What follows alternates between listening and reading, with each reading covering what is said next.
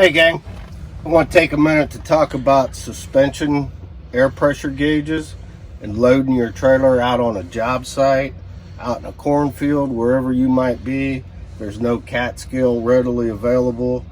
So the first thing I'd say is when you have the opportunity and you know you're going to load, say a 44,000 pound load that's going to put you right at the limit, go get yourself an empty scale ticket so you know what you're starting with, right?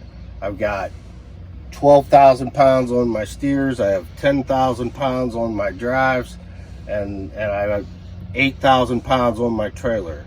That's a good benchmark, but again, you want to get loaded, you want to get legal. Your shipper's not going to be waiting on you to come back if you go scale out. So you have to understand how to read your suspension load gauge. So here we are sitting at about 18 pounds of air pressure on our load gauge with an empty trailer. So how do you work that, right? Grab your phone, hit the calculator, and you say, I've got 10,000 pounds on 18 pounds of air pressure. So we take 10,000 pounds, divide that by 18. That tells us that for every pound of air pressure on this needle, in this gauge, we're putting 555.5 pounds on our suspension. So we want to load it right to the max, right? Let's say we're going right to 34,000 pounds. So we take that 555, take 34,000 pounds, divide it by 555.5, tells us that we can go up to 61.2 pounds of air pressure on this gauge. Pretty quick, simple, easy way to figure out how to load yourself legal the first time. So while we're talking about loading, scaling, weights, legal weights, I want to point out one thing. We hear this a lot.